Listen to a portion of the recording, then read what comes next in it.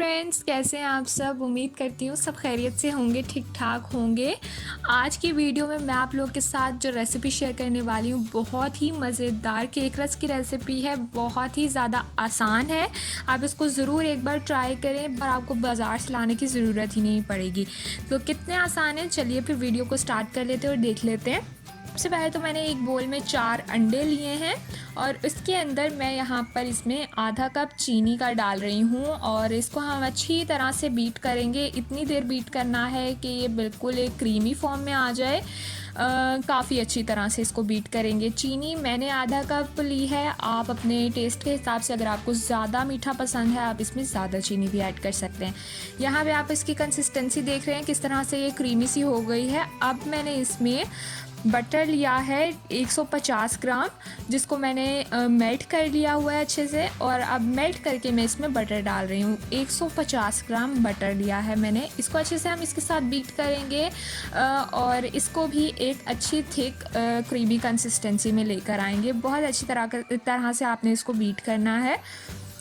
जब अच्छी तरह से ये बीट हो जाए, अब हमने इसमें 1.5 टीस्पून बेकिंग पाउडर ऐड करना है। बेकिंग पाउडर मैंने इसमें छान कर लिया है ताकि कोई भी लम्स ना बने। इसमें बेकिंग पाउडर डालने के बाद मैंने 1 कप मैदे का लिया है, वो भी मैंने छान लिया हुआ था और इसको हम अच्छी तरह से पहले मिक्स कर लेंगे ताकि बहुत ज़्यादा वो उड़े नहीं। और इसके बाद हम इसको अच्छे से बीट करेंगे और इसको भी हमने इतनी देर तक बीट करना है ताकि इसमें कोई लम्स वगैरह ना बचें, बिल्कुल अच्छी सी इसकी कंसिस्टेंसी हो जाए।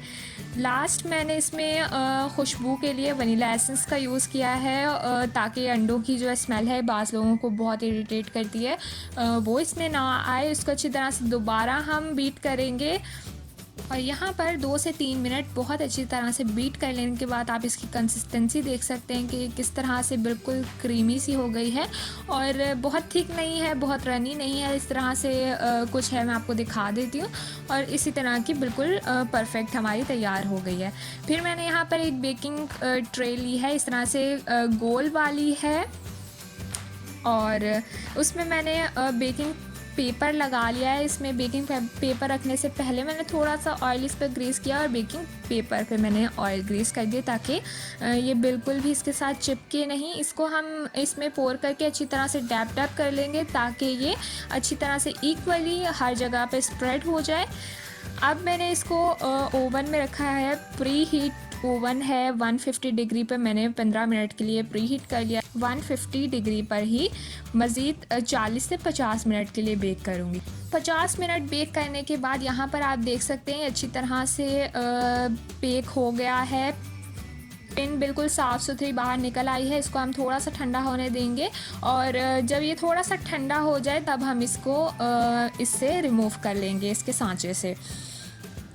मैंने बहुत ज़्यादा इसको ठंडा नहीं किया है, लेकिन जब आप घर पे बनाएं तो आप इसको पूरी तरह से पहले ठंडा होने दें। इससे जो ये होगा कि वो बिल्कुल भी बेकिंग पेपर के साथ चिपकेगा नहीं और काफ़ी अच्छे से ये निकल आएगा। वैसे यहाँ पर भी आप देख सकते हैं कि बिल्कुल भी ये पेपर के साथ नहीं चिपका। बहुत ही सॉफ्ट स्पंजी केक बना है। इस तरह से ये केक भी बहुत अच्छा लगता है खाने में, इसका जायका भी बहुत अच्छा होता है, बहुत ही ज़्यादा सॉफ्ट है। अब हम इसको बहुत बारीक बारीक लेयर्स में कट करेंगे। बिल्कुल बारीक आप इसको कट कीजिए, जितना बारीक आप कर सकते हैं। इससे ये होगा कि जब हम इसको दोबारा रखेंगे तो ये काफ़ी अच्छे क्रिस्प इसके साथ बनेंगे। इसको हमने पूरे केक में इस तरह से बारीक बारीक कट कर लेने के बाद अब मैं इसको दरमियान से इस तरह से कट कर लूँगी। जितनी आपको इसकी लंबाई चाहिए आप उतने हिसाब से रख सकते हैं। आप इसको इससे भी छोटा कर सकते हैं, 3 हिस्सों में भी डिवाइड कर सकते हैं और मज़ीद इसको पतला भी कर लीजिए, जैसे भी आपको पसंद है। इस तरह से कर लेने के बाद थोड़ा सा नीट करेंगे हम साइडें इसकी और इसको हम दोबारा से जो बेकिंग ग्रिल होती है ना, उस पर मैंने एलुमिनियम फोलिए लगाकर इसको इस तरह से रख दिया है।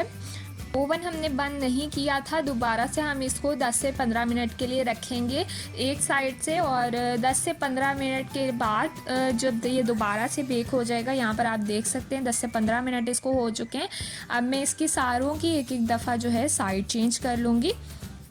तो ये होगा कि दोनों तरफ इस पर बहुत अच्छा सा कलर आ जाएगा, काफ़ी अच्छे से ये मज़ेदार से क्रिस्प बन के तैयार होंगे। और 20 मिनट दोनों तरफ से बेक कर लेने के बाद यहाँ पर आप देख सकते हैं हमारे मज़ेदार केक रस बनकर बिल्कुल रेडी हैं। बहुत ही अच्छा गोल्डन ब्राउन पर कलर आया है, काफ़ी अच्छी इनकी क्रिस्प है। अभी मैं इसको नहीं तोड़ूंगी भी तो इस पर वो क्रिस्प नहीं आएगी क्योंकि अभी ये काफ़ी गर्म है। तो इसको आप प्रॉपर ठंडा होने दीजिए और उसके बाद आप इसको सर्व कीजिए। बहुत ही मज़ेदार है और आपने देखा है कि कितने ईजी हैं, तो ज़रूर इसको ट्राई कीजिएगा। और वीडियो पसंद आई हो तो like share and also subscribe to my channel. Comment करके ज़रूर बताइएगा कि आपको कैसी लगी है। मिलते हैं आपसे नेक्स्ट वीडियो में। Till then bye bye.